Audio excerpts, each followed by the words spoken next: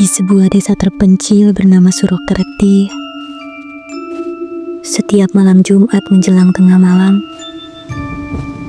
satu larangan selalu diucapkan turun-temurun. Jangan keluar rumah, jangan lihat ke arah hutan, dan jangan jawab suara apapun dari luar. Larangan ini tidak datang dari pemerintah, bukan pula dari lembaga agama, tapi semua warga mematuhinya dengan taat, karena mereka tahu banjir alas masih ada.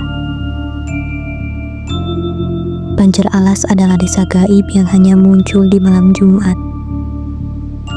tapi bukan desa biasa. Ia adalah bayangan dari dunia lain yang meminjam tempat di antara dimensi untuk muncul kembali, dan mereka yang menatapnya akan menghilang keesokan paginya, tanpa jejak, tanpa suara, seolah mereka tidak pernah dilahirkan. Raka 27 tahun baru kembali ke desa Surokerti setelah bekerja di luar kota selama 5 tahun. Ia skeptis terhadap semua kisah rakyat yang dianggap menakut-nakuti anak-anak. Malam Jumat pertamanya di rumah neneknya terasa biasa, sampai jam menunjukkan pukul 11:23 malam. Tiba-tiba semua lampu padam. Angin mendesis dari arah jendela, dan terdengar suara gamelan dari dalam hutan. Tapi bukan suara gamelan biasa. Irama musik itu ganjil. Kadang terlalu cepat, kadang terlalu lambat. Seolah dimainkan oleh tangan-tangan yang tidak tahu caranya bermusik, tapi dipaksa terus berbunyi.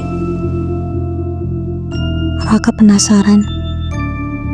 Ia mengintip dari sela tirai, dan di sanalah ia melihatnya.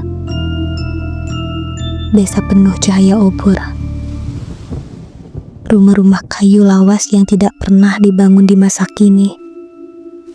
Orang-orang menari di tengah alun-alun, tapi tubuh mereka bergerak tidak wajar. Patah-patah, seperti boneka rusak.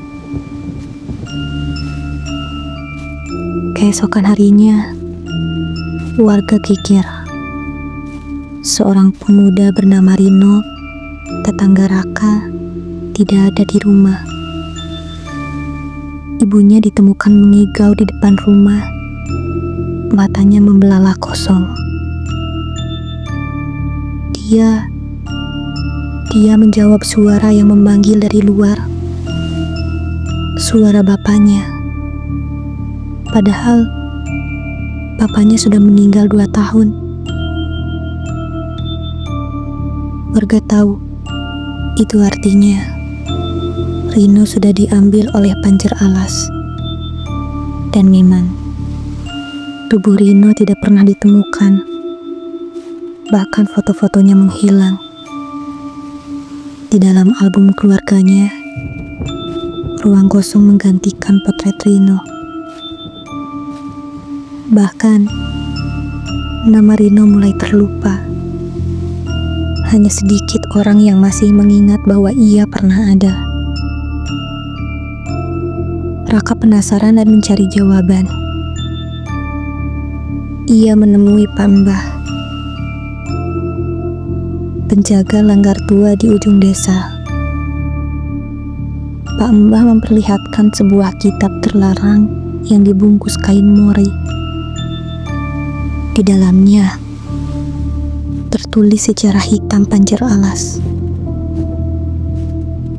Dahulu, banjir alas adalah desa pemuja Kiai Nyai Sukma Jagad. Entitas tak dikenal yang menjanjikan hidup abadi. Tapi harga yang harus dibayar adalah memakan nyawa orang luar. Saat desa itu diketahui oleh kiai besar di masa Mataram, desa itu dikunci, dilempar ke alam antara hidup dan mati. Namun setiap malam Jumat, mereka berusaha keluar untuk menukar satu nyawa demi memperpanjang eksistensi desa mereka. 2 minggu kemudian, malam Jumat berikutnya tiba. Raka menyiapkan kamera dan meletakkannya di batas hutan. Ia tetap di dalam rumah. Tapi jam 00:07 malam, ia mendengar ketukan di pintu. Lambat, 3 kali.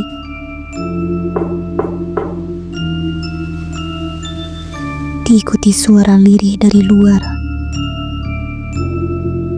Kak Raka, ini aku, Ardi.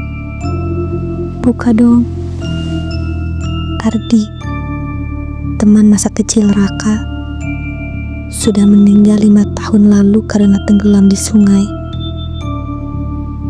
Suara itu terus memanggil, lembut, penuh luka, namun perlahan berubah menjadi melengking, marah, mendesak. Buka, aku tahu kau di dalam. Aku bawa hadiah dari Panjer Alas. Buka. Raka menutup telinganya, tapi suara itu masuk ke dalam kepalanya. Pagi harinya, Raka memutar hasil rekaman kamera. Tapi yang terekam bukan hanya video. Sesuatu ikut merekam balik. Ada gambar desa gaib yang semakin mendekat. Kamera merekam kepala-kepala tanpa tubuh merangkak di atas tanah. Ada yang berbisik ke kamera, seolah tahu mereka sedang ditonton.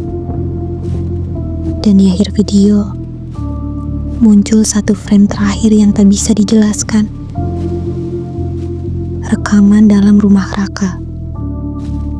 Ia sedang tidur, tapi ada sesuatu berdiri di belakangnya. Tinggi, kurus, wajahnya gelap, namun tubuhnya berlumuran lumpur. Dan dari tubuhnya menggantung lonceng kecil yang hanya berbunyi setiap malam Jumat. Raka diliputi rasa bersalah dan penasaran, memutuskan masuk ke batas hutan saat desa muncul lagi. Dan begitu ia melangkah lebih dalam, dunia berubah. Langit jadi merah darah, angin berbisik, tanah seperti berdetak. Desa Panjer Alas menyambutnya. Warga-warga berkepala pecah menari. Anak-anak tanpa mata berlari sambil tertawa. Dan di tengah alun-alun berdiri Ardi memanggil Raka. Masuklah. Sudah waktunya kau jadi bagian dari kami.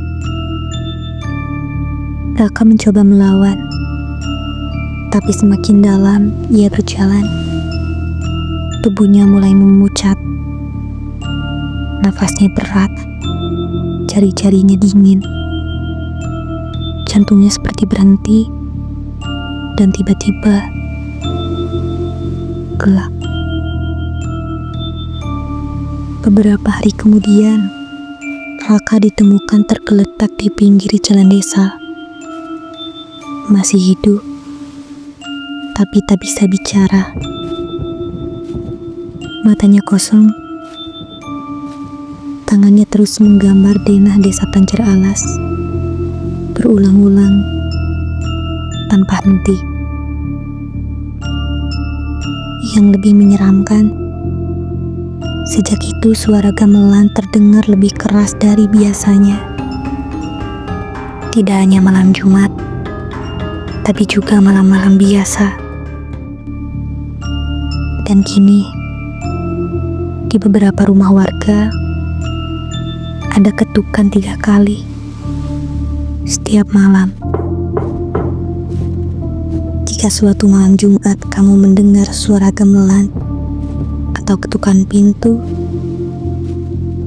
jangan buka pintu, jangan panggil siapapun, dan paling penting, jangan jawab suara yang memanggil namamu, karena pagar alas sedang mencari pintu untuk keluar.